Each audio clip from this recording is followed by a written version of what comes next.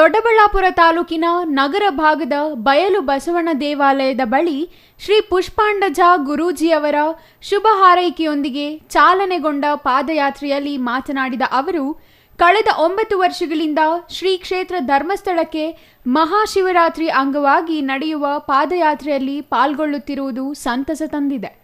ನೂರಾರು ಭಕ್ತರು ಮಳೆ ಗಾಳಿ ಬಿಸಿಲನ್ನು ಲೆಕ್ಕಿಸದೆ ಪಾದಯಾತ್ರೆಗೆ ಮುಂದಾಗಿರುವುದು ನಮ್ಮ ಸಂಸ್ಕೃತಿಯನ್ನು ಬಿಂಬಿಸುತ್ತದೆ ಎಂದು ತಿಳಿಸಿದರು. ಪಾದಯಾತ್ರೆಯ ಆಯೋಜಕ ಬಸವರಾಜು ಮಾತನಾಡಿ, ಕಳೆದ 27 ವರ್ಷಗಳಿಂದ ಸತತವಾಗಿ ಧರ್ಮಸ್ಥಳ ಶ್ರೀ ಮಂಜುನಾಥರ ದರ್ಶನಕ್ಕೆ ಪಾದಯಾತ್ರೆ ಮೂಲಕ ತೆರಳುತ್ತಿದ್ದೇವೆ.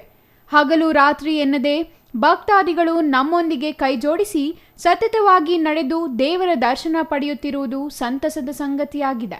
ದೊಡ್ಡಬಳ್ಳಾಪುರದಿಂದ ನೆಲಮಂಗಲ ಮಾರ್ಗವಾಗಿ ಚಲಿಸುವ ತಂಡಕ್ಕೆ ನೂರಾರು ಮಂದಿ ಸಹಕಾರ ನೀಡಿ ನಮ್ಮೊಂದಿಗೆ ಪಾದಯಾತ್ರೆಯಲ್ಲಿ ಭಾಗವಹಿಸಲಿದ್ದಾರೆ ಎಂದರು.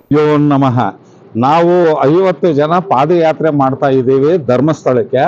ಶ್ರೀ ಧರ್ಮೇಂದ್ರ ಹೆಗಡೆಯವರ ಆಶೀರ್ವಾದದೊಂದಿಗೆ, ಅಣ್ಣಪ್ಪ ಸ್ವಾಮಿಯ ಆಶೀರ್ವಾದದೊಂದಿಗೆ ನಾವು ಪಾದಯಾತ್ರೆ ಪ್ರತಿ ವರ್ಷ ಮಾಡ್ತಾ ಇದ್ದೀವಿ.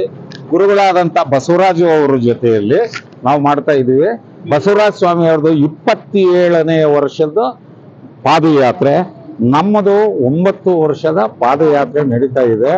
ಈ ಪಾದಯಾತ್ರೆ ಮಾಡುವಂತಹ ಉದ್ದೇಶ ಇಷ್ಟೇ: ಭಕ್ತಿ, ಭಾವೈಕ್ಯ, ಆತ್ಮ ಶುದ್ಧೀಕರಣಕ್ಕಾಗಿ ನಾವು ಪಾದಯಾತ್ರೆ ಮಾಡ್ತಾ ಇದ್ದೀವಿ.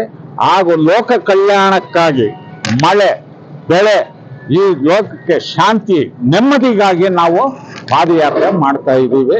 ಇಲ್ಲಿಂದ ಮಧುರೆಗೆ ಹೋಗಿ, ಮಧುರೆಯಿಂದ ನೆಲಮಂಗಲ ಹೋಗಿ, ನೆಲಮಂಗಲದಿಂದ ಸಾವಿರಾರು ಜನ ನಮ್ಮ ಜೊತೆಯಲ್ಲೇ ಪಾದಯಾತ್ರೆ ಮಾಡ್ತಾ ಇರ್ತಾರೆ.